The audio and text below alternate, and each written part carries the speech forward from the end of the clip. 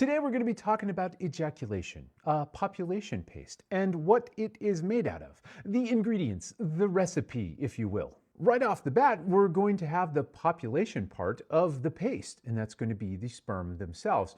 A lot of people are surprised to find out that all of these, even though there's 300 million per ejaculation, only make up about 2 to 5% of the visible fluid. And let's remember that sperm and semen are two different things. Sperm are all created in the testicles. Semen, on the other hand, is made further up by vesicles and glands that sit behind and under the bladder. If we want to see these structures, we'll have to take a look inside of the forbidden noodle bowl and just pop out the bladder, seminal vesicles, and prostate. In addition to producing around 70% of your semen, the seminal vesicles also add vital ingredients like fructose, which is the preferred fuel energy source for the swimming motion that sperm do. Fun fact about sperm, they don't actually flail their tail in order to move. They use a more corkscrew-like motion, which works really well inside the female reproductive tract, less well when it's in your hand or on tissue paper. These vesicles also add something called prostaglandins, and these compounds have an interesting effect inside of the female reproductive tract because they actually initiate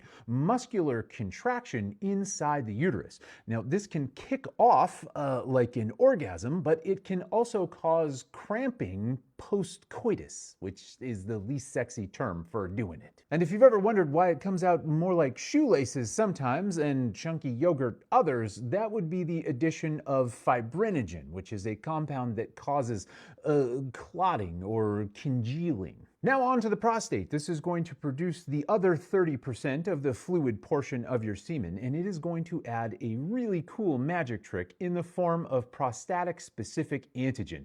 This is a protease that liquefies that coagulated semen that we were just talking about 30 minutes after it ends up in your preferred partner. And this is because you want your high fructose corn syrup to stick to the walls, but you also want it to dissolve to be able to let these swim. Now, if you've ever wondered why sperm is the color and smell that it is, that is going to rely on our next two ingredients, which the prostate is going to add. The first one of which is zinc. And yes, I am talking about the metal zinc. I bring this up because a lot of people don't know that the iron that's in your blood is the same like iron that you find in like kitchen knives. Zinc performs an important function, which is to stabilize the DNA of the sperm, and it also has antibacterial functions. And finally, we have the compound that gives it that particular aroma. That is going to be spermine. Its job is not to just smell a little weird, it is actually a very potent antioxidant, and you will actually find this in some versions of skincare. Brings a whole new meaning to going to get a facial. You didn't know you had a high-end spa sticking out of your pelvis. Follow me for more business ideas.